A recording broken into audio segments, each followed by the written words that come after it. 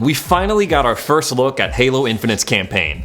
Here's how to get early access for Forza Horizon 5, and you have one more chance to get a free Special Edition Series X. Let's discuss. So I was starting to get a little bit worried about the Halo campaign. We were less than 2 months out from the release of the game, and we hadn't heard anything, so I thought, man, this is gonna be trash, isn't it? But we did finally get a campaign overview, and there are some things I find interesting about it. So before I get into it, my personal favorite moment of the whole overview was when Master Chief picks up a couple Marines in the Warthog, and he goes, "You're safe now," and then proceeds to drive off the face of a cliff. That was gold. I love that moment. The graphics are significantly improved from what they showed us last year. There's still some people on Twitter saying, oh, this looks bad, looks awful, but I think that's a bit of a reach. Honestly, if it looks like it did during the multiplayer flights that I was a part of a couple weeks ago, then I'm gonna be pleased. The biggest takeaway of this is that it looks like Halo is going to have RPG and open world elements for the first time.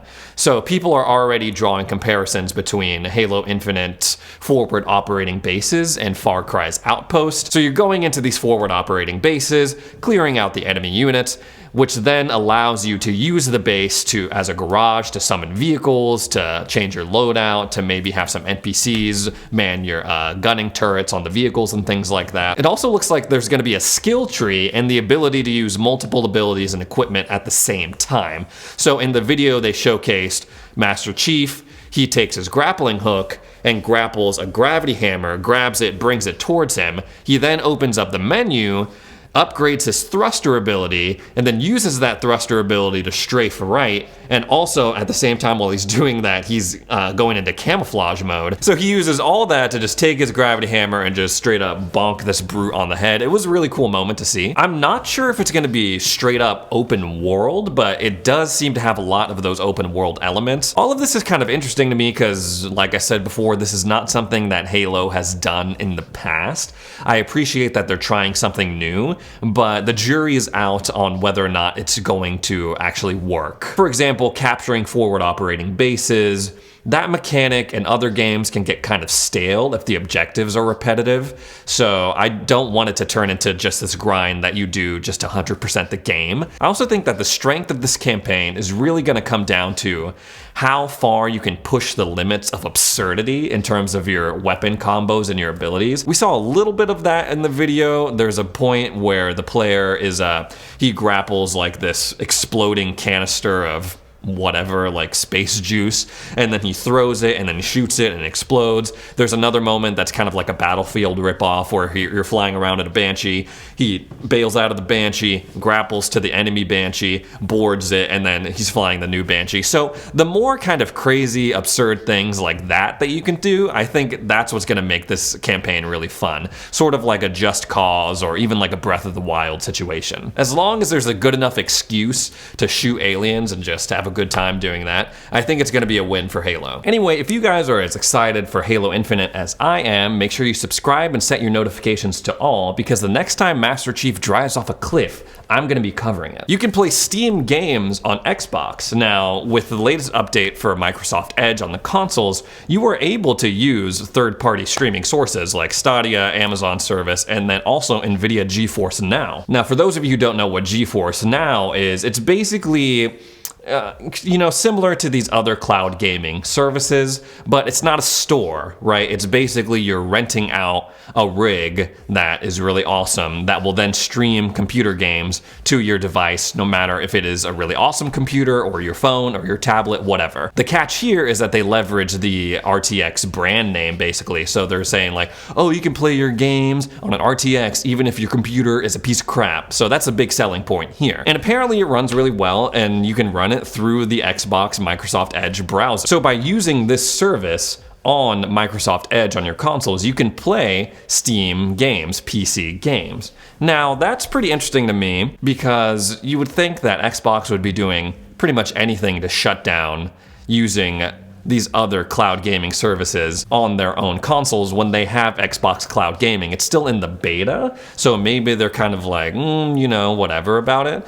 But I still think it's cool that you have the ability to do it. Now, with GeForce Now, apparently it runs really well, but there's some issues with licensing and you can't play like a lot of games using the service. For example, any EA game and Rockstar game, you cannot play using GeForce Now. But this is a step closer to the big news, which is you can play PC games on your Xbox, which is what a lot of people have been wanting and interested in. It would be awesome if I could play Age of Empires, the new Age of Empires, on my Xbox, but I can't. It's only on PC. So Phil Spencer has come out and said, yeah, we want to make PC games playable on Xbox via the Xbox Cloud gaming service, but when's that going to happen, man? You can play PC games using GeForce Now. We got to get moving on that, so like I said, I can play Age of Empires on my console natively. And also, Microsoft Edge on the Xbox supports keyboard and mouse, so you can literally play PC games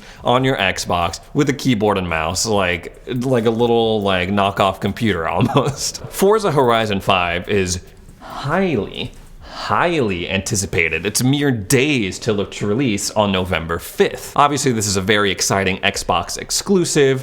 Visually, people are like, oh my god, this game is gorgeous. The map is going to be bigger, so they took an extra year. They usually come out every 2 years, the Forza games. This one took 3 years to come out, and that extra year they were able to put to good use, apparently, by making the map pretty big and adding in some other bells and whistles as well. So like I said, this game comes out on November 5th on the Xbox Store and on Game Pass day one, but there is a way to get early access if you're just itching to play this game. You can get up to 4 days and play it on November 1st before all the casuals come in and ruin everything. There's some things that you got to prepare for if you want the early access though. First, you got to make sure that you have enough storage for this game. Like I said, the map is a pretty decent size apparently, so that only stands to reason it's going to take up a lot of memory on your hard drive.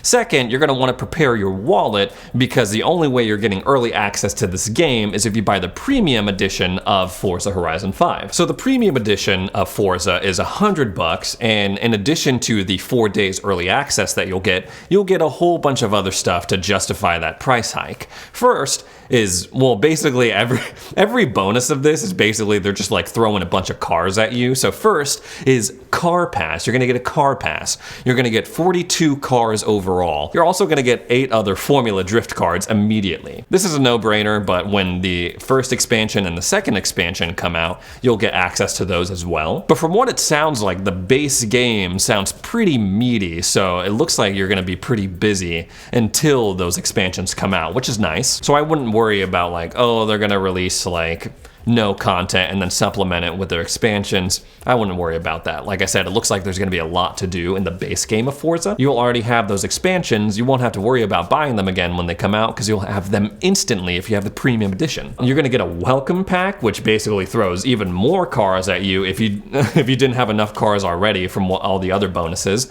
It'll also come with player housing, which I'm a sucker for in any game. I love player housing. I love customizing my own stuff. You're going to get, I think, 5 special cars. You're going to get a one-time certificate that you can redeem for any car in the game's auto show. And I think you're going to have also some certificates to claim for clothing items as well. Last but not least, there's going to be a VIP membership pack. And once again, they're going to throw more cars at you if you did not have enough, just in case, with all this other stuff. And they're going to throw some cosmetics at you. They're going to throw some consumables at you, like EXP boosts and everything like that.